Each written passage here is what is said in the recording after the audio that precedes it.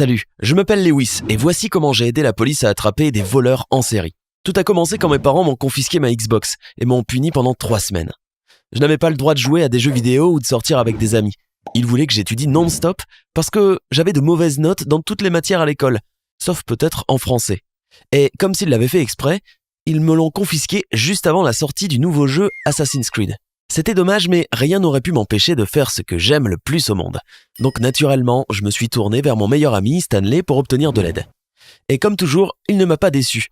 Non seulement il avait le jeu, mais il était aussi malade, alors ses parents l'avaient laissé rester à la maison pendant quelques jours. Tout coïncidait parfaitement. C'est du moins ce que je pensais. Alors ce jour-là, je suis allé chez Stanley à vélo. J'étais pressé et j'avais déjà la tête dans le jeu quand, tout d'un coup, j'ai entendu des coups de feu et des cris. J'ai vu plusieurs personnes sortir en courant de la boutique d'un prêteur sur gage qui était juste devant moi. Heureusement pour moi, il y avait une benne à ordures à proximité où j'ai pu me cacher. De là, je pouvais mieux les voir. Ils ressemblaient à des voleurs typiques avec des masques, des armes et tout. Ils essayaient de cacher de l'argent dans leur sac, mais quelques billets sont quand même tombés par terre. Ils étaient paniqués et je m'en suis vite rendu compte. Je n'ai pas bien vu la voiture dans laquelle ils montaient. Je n'arrivais pas à voir clairement de ma cachette, alors j'ai attrapé mon téléphone et j'ai essayé de les filmer. Les voleurs étaient presque partis quand j'ai enfin pu capturer leur voiture.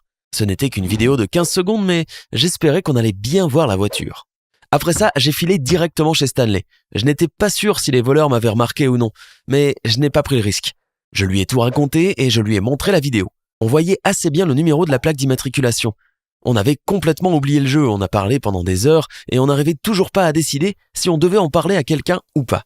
Finalement, on a décidé qu'il y avait probablement des caméras de surveillance et que la police pouvait se passer de moi ou de mon enregistrement. On ne voulait pas non plus que nos parents l'apprennent et nous fassent une crise de nerfs à ce sujet. 3 semaines se sont écoulées et ma punition a pris fin. Mais ce n'était que le début de ma souffrance. Le cambriolage semblait être la seule chose dont les gens parlaient. Partout où j'allais, j'entendais quelque chose de nouveau à ce sujet. Et chaque fois, j'avais l'impression d'être un vrai crétin.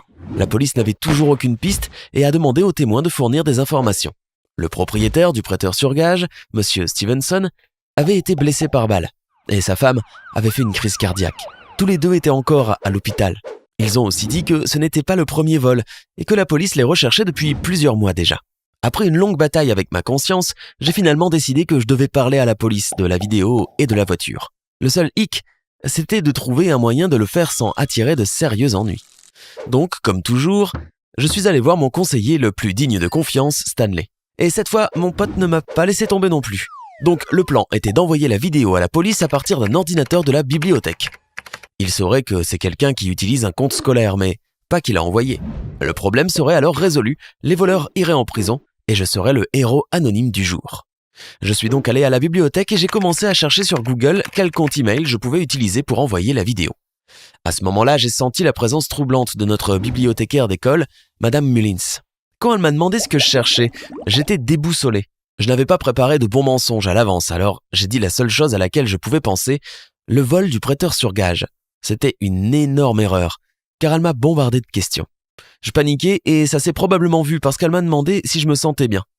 C'est tellement horrible ce qui s'est passé, vous voyez, le cambriolage. Pauvre Monsieur Stevenson et sa femme. C'est affreux, c'est tellement affreux. J'ai tellement peur qu'ils n'aient pas encore attrapé les voleurs. Et s'ils avaient cambriolé l'école, ou la bibliothèque? Vous avez pensé à cette possibilité? La connaissance, c'est le pouvoir, n'est-ce pas? Et les voleurs, c'est ça qu'ils veulent? Je n'arrêtais pas de dire des âneries pour me sauver la vie. Je disais des trucs au hasard espérant qu'elle me croirait et me laisserait tranquille. Je suis sûr que non, mais elle m'a quand même laissé faire mes recherches. J'ai donc rapidement rédigé le message, joint la vidéo et signé anonyme. Puis je me suis faufilé hors de la bibliothèque pour éviter un autre interrogatoire et je suis rentré chez moi. Mais, une fois arrivé, je me suis souvenu que je n'avais pas fermé le fichier Word avec le brouillon du message. Maintenant, n'importe qui pouvait le voir. Le plan était parfait. Comment j'ai pu tout gâcher? Mais il était trop tard pour changer quoi que ce soit. La bibliothèque était fermée et j'ai dû attendre jusqu'à lundi. Lundi, la police était à l'école et à la fin des cours, on m'a envoyé au bureau du directeur. Mes parents étaient là et ils n'avaient pas l'air très contents de moi. J'étais prêt à dire mes derniers adieux à ma Xbox bien aimée et à accepter la souffrance éternelle sans elle. Il s'est avéré que la police n'avait pas seulement traqué l'école, mais qu'elle avait aussi vérifié tous ceux qui avaient utilisé les ordinateurs de la bibliothèque ce jour-là. Et bien sûr, ils avaient découvert que j'avais utilisé celui du message. Ils ont dit que je n'allais pas avoir d'ennui et ils voulaient juste me remercier d'avoir fait ce qu'il fallait. Bon, Je n'avais aucun problème avec la police. Comme si ça m'intéressait. J'avais des ennuis avec ma mère. J'avais peur qu'elle me tue lentement et douloureusement, ou pire, qu'elle me punisse pour le reste de l'année comme elle l'avait promis. Mais au lieu de ça, elle m'a dit qu'elle était très fière de moi pour avoir été si courageux et altruiste.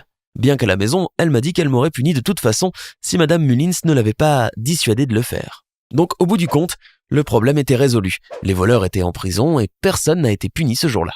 Eh bien, j'espère que tu as aimé mon histoire. J'avais 12 ans à l'époque, alors ne juge pas mon intelligence, d'accord ?